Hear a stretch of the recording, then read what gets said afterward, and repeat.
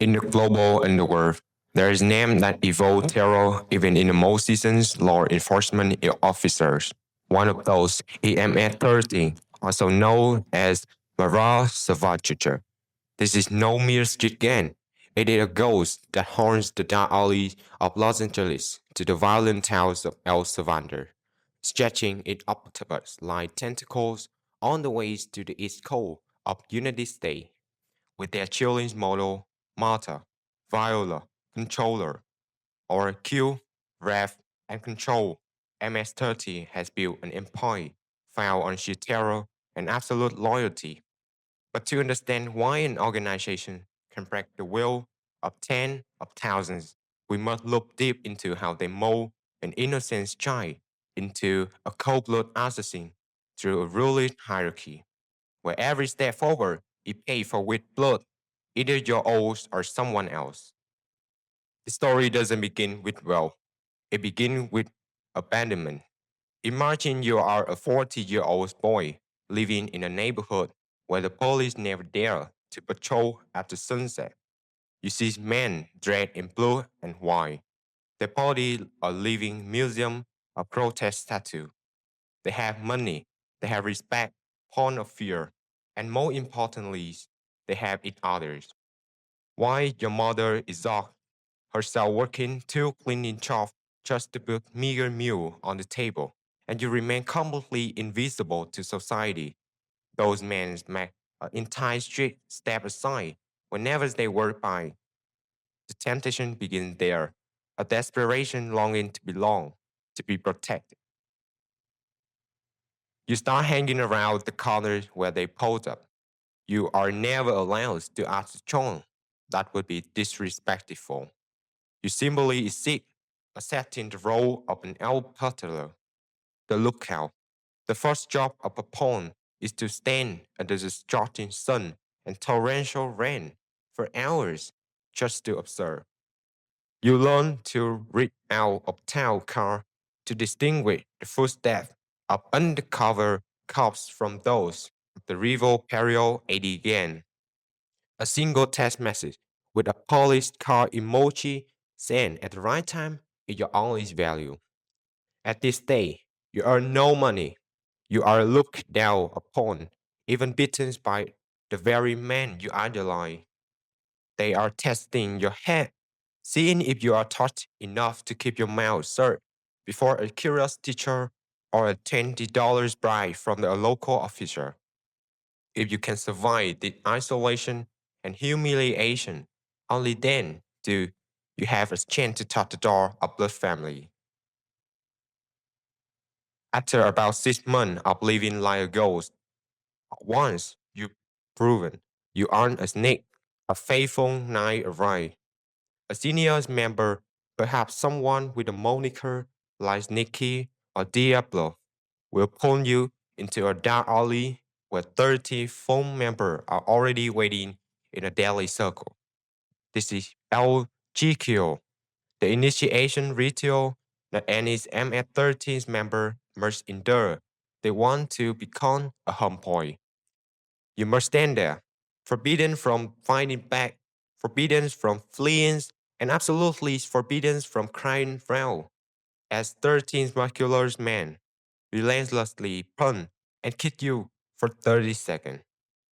Those are the longest 30 seconds of your life, where your rib might crack, your teeth might shatter, and blood will shock your cheap t-shirt. But the moment of the count 13 end, the blow stops, and in their place come warm embraces. They lift you from the mud, calling you by a new name, your street name.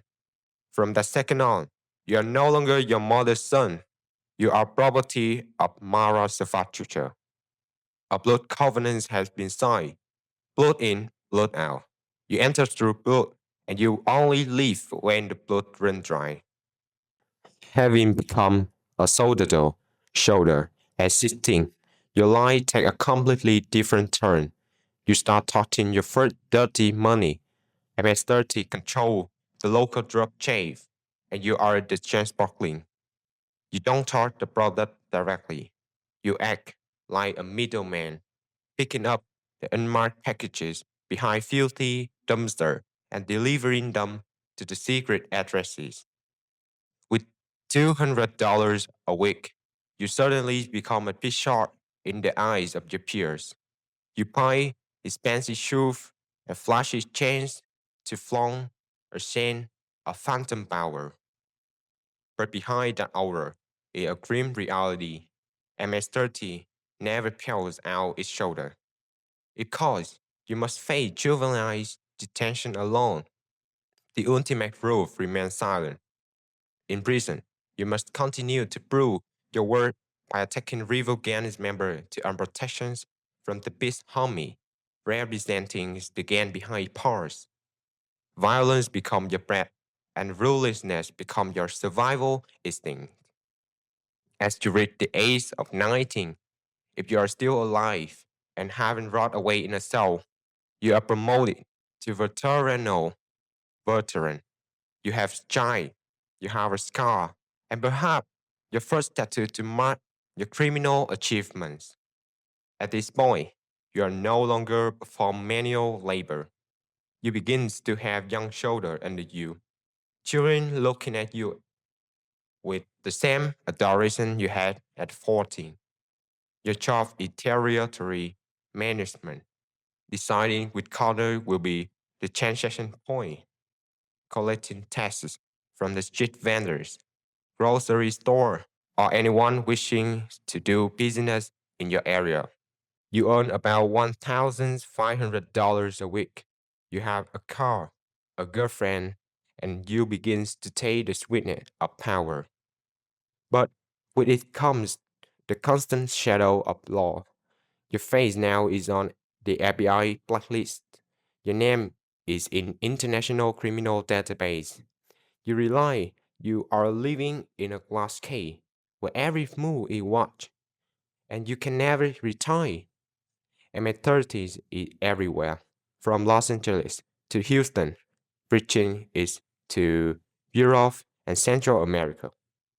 Betrayal means a death sentence without a trial. The net run of power lead you to the position Calabrio, or the one who keep the worth. At 24, you are the local leaders, commanding the clique of 13 to 14 shoulder.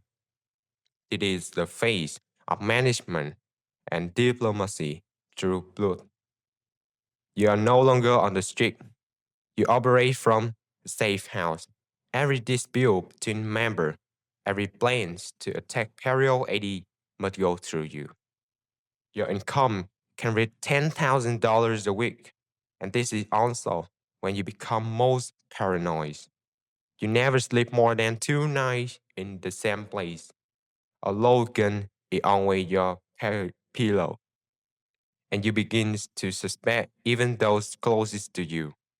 You know that every veteran knows in the years is hungry for your spot, and the FBI is building a recall case to put you away for life.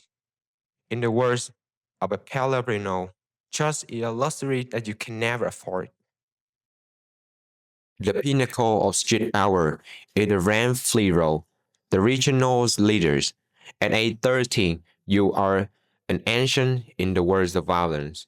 Most of those you grew up with are dead or rotting in a prison. But you have climbed to the top of pyramid. You run the gangs like a CEO run a multinational corporation. You no longer care about petty street soul. You negotiate directly with Mexican cartel for shipments of cocaine and heroin. You set up sophisticated money laundering system through car washes, construction companies, or glamorous nightclubs.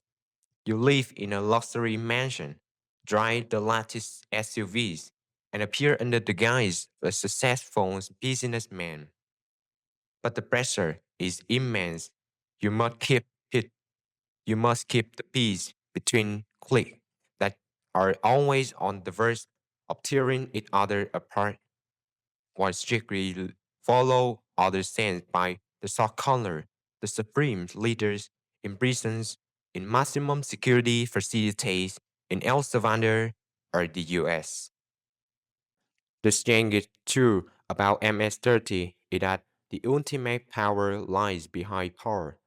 In prisons like Luka in El Salvador, the founding leaders considered the living sin of organizations still direct on operation outside through lawyer, court letters, or even drone dropping phones into prison yard. The other assassination coordinates political campaign and control the shadow economy of entire nation. Prison is not where the power ends. It is where power is concentrated and protect. If these men say you must die, then no matter where you hide in the world, death will find you within 72 hours. They are ghosts controlling an army of thousands without ever showing their face. In the end, the life cycle of an MS-13 member always ends in a predictable charity. By age 35, after navigating every run of ladders, after tasting both blood and gold, you realize you have nothing left. You may have killed many, but the fears of death has never left you. You sit in your expensive car outside your elderly mother's house, hearing her cry and beg you to leave this path. But you know, and she knows, there is no escape for one who's bear the mark of Mara Salvatrucha. You start the car and drive back to the exact same corners where you started 21 years ago. There, another 14-year-old boy is standing guard. They look at you with eyes full of longing, hungers for power nurtured by poverty and resentment. You see yourself in him, and you realize that as long as society has forgotten Connor, MS-30 will continue to exist as an eternal love of loss and destruction.